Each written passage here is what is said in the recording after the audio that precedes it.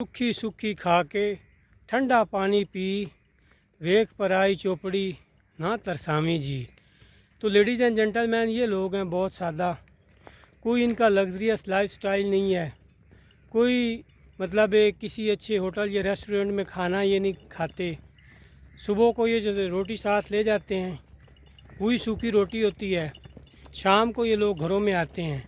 पता नहीं कहाँ कहाँ तक ये दूर दराज तक अपनी मेहनत और हक लाल की ये लोग रोज़ी कमाते हैं।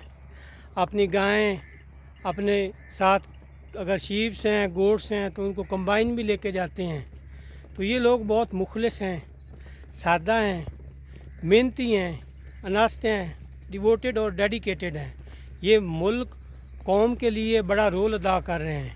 ये जो कुर्बानी का मौका होता है, हमें जो जानवर मुहैया होते हैं, तो ये लोगों की मेहनत की वजह से, ये लोग बहुत मेहनत करते हैं, हमें जानवर मैसर होते हैं। तो ये मेरे साथ हैं भाई। तो भाई कितने जानवर आपने? 30 जानवर, तो माशाल्लाह। तो ये दूध कितने दिन दिया? है 20 किलो। तो कुर्बानी तो बेचते भी हो? हाँ जी, माशाल्लाह माशाल्लाह। नाज़रीन, ये लोग बहुत सादा हैं, मुखलिस हैं, मेहनत करते हैं। हमें कुर्बानी पे जो जानवर मुहैया होते हैं वो इन्हीं की वजह से होते हैं। और इस वजह से ना पूरे साल में राउंड द क्लॉक जो है ना हमारा ये सिस्टम चला रहता है, रोज़गार चला रहता है। क्योंकि जानवर को बड़ा होते हुए टाइम लगता है। ये लोग जो हैं ये टाइम देते हैं। टाइम जो टेकिंग प्रोसेस है उसके अंदर जो इन्वॉल्व होते हैं वो हकीकत में यूँ ही लोग हैं। ये चरागाहों में लेके जाते हैं जहाँ नेचुरल घास उगती है, या जहाँ कहीं ज़मीन किसी की खाली पड़ी है वहाँ लेके चले जाते हैं। दोपहर को भी इनके लिए कोई सोना नहीं होता। जहाँ कोई थोड़ी बहुत छाँव मिल गई है, कोई दरख्त मिल गया है, तो उसके नीचे इनका स्टे हो जाना है। इन्होंने थोड़ी देर के लिए ठहरना है, वहाँ रुक जाना है। फिर 3 बजेंगे, 3 बजे के बाद 2-2.5 घंटे ग्रेजिंग करेंगे। ये शाम का टाइम है, 5 साढ़े 5 का टाइम है। अभी ये लेके चले जाएंगे घरों में।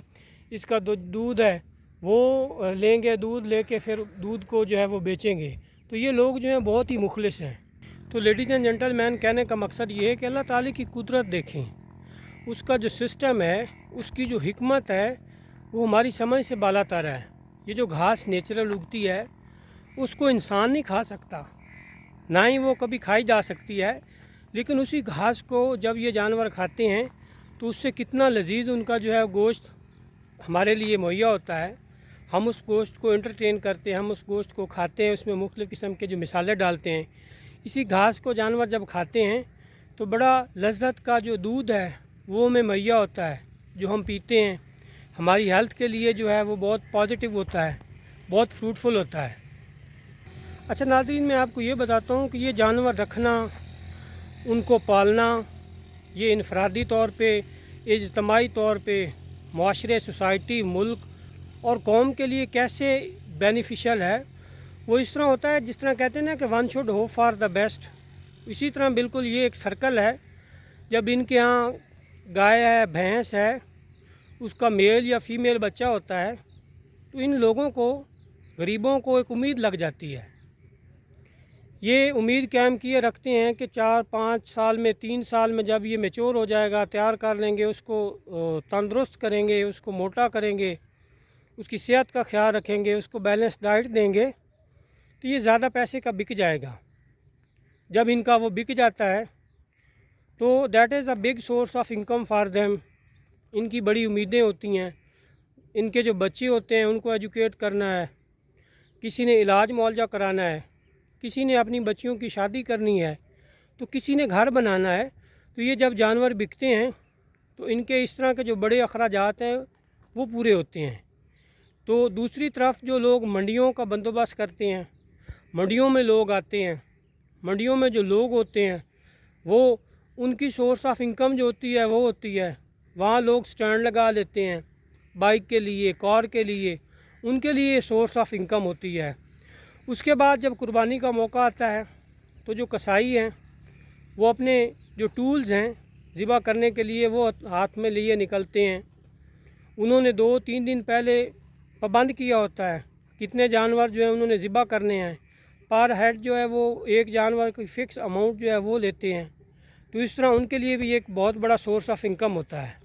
दैन लेडीज़ एंड जेंटलमैन, ये होता है कि ये जो जानवरों की स्किन है, जिसको हम इसकी खाल बोलते हैं, ये बड़ी बेनिफिशियल होती है। इसकी बड़ी मार्केट है, इसकी बड़ी वैल्यू है, बड़ी एक्सपेंसिव ये बिकती है। इसके बड़े अच्छे जो सर्दियों के अंदर गारमेंट्स हैं जो सर्दी को रेजिस्ट करते हैं, शूज़ जो बनते हैं, जो इम्पोर्टेड शूज़ होते हैं, जो ब्रांडेड शूज़ होते हैं, ब्रांडेड जो जैकेट्स होती हैं, वो इन्हीं स्किन से लोग जो हैं वो बनाते हैं। पाकिस्तान में ये जो स्किन है हम प्रोवाइड मदरसों में करते हैं इंडिविजुअली, और मदरसे जो है वो आगे बेचते हैं। और पाकिस्तान जो है ये जो कुर्बानी के मौके पे खाले हैं उनको दुनिया के दूसरे कंट्री में एक्सपोर्ट भी करता है।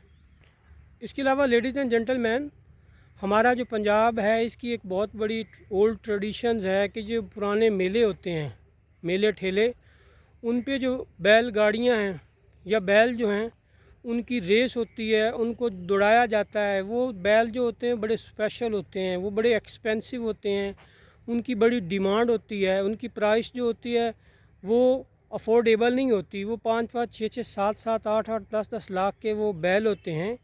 तो वो जो बैल होते हैं वो भी इन्हीं, हम जो गाय है इन्हीं से लेते हैं। तो कहने का मकसद ये हुआ कि इस हमारे व्लॉग का जो मैंने बनाया है उसका ये मैं बताना चाहूँगा कि ये जो हमारे मेले ठेले, हमारी रौनकें, हमारा कल्चर, हमारी जो एक तहज़ीब है, हमारी जो ये रवायात हैं, हमारे घरों के अंदर जो रौनकें हैं, ये जो जानवर हैं, ये जो सीनिक ब्यूटी देते हैं, ये दूध देते हैं, ये सोर्स ऑफ इनकम होता है, डेली लोगों का एक गुजारा होता है, मुल्क की आमदनी में इजाफ़ा होता है, कौमी आमदनी में इजाफ़ा होता है, पर कैपिटा जो इनकम है उसमें इजाफ़ा होता है। तो इस पे होना ये चाहिए कि ये जो गवर्नमेंट है इसको एजुकेट करना चाहिए, इसको सपोर्ट करना चाहिए। जो हमारे जानवर हैं बहुत बड़ी उनको डिजीज़ें लग रही हैं। ये 2-3 साल पहले एक डिज़ीज़ थी लंपी स्किन, उस वजह से बड़े जानवर जो हैं वो मर गए हैं। ये हमारे जो फार्मर्स हैं उनका बड़ा नुकसान हुआ है। इसके अलावा इन फार्मर्स की प्रॉपर जो है वो ट्रेनिंग होनी चाहिए ग्रेजिंग के हवाले से कि ये जो हमारी ज़मीन है, अर्थ है, जो फर्टाइल सॉइल है, इसको ये लॉस ना करें। ये प्रॉपरली ब्लॉक सिस्टम में आएँ, 4 ब्लॉक बना दिए जाएं। जिस तरह 12 मंथ हैं तो 3 माह के लिए एक ब्लॉक, फिर 3 माह के लिए एक, फिर 3 माह के लिए एक, दैन 3 माह के लिए जब होगा तो पहले ब्लॉक की बारी, फिर दूसरे की, तीसरे की, फिर चौथे की। ये इसको कहते हैं ब्लॉक सिस्टम ग्रेजिंग। इससे ये जो जानवर हैं इनकी ग्रेजिंग भी होती रहेगी, हमारी ज़मीन जो है उसकी भी प्रोटेक्शन होगी, तो हमारा जो माहौल है उसकी भी जो है प्लांटेशन, ये छोटे जो शेड टॉलरेंस ट्रीज़ हैं ग्रेजिंग के दौरान उनको भी नहीं नुकसान पहुंचेगा। तो उम्मीद करता हूँ नाजरीन, लेडीज़ एंड जेंटलमैन, ये व्लॉग आपको बहुत पसंद आया होगा। दुआ में याद रखिएगा। अल्लाह हाफिज़।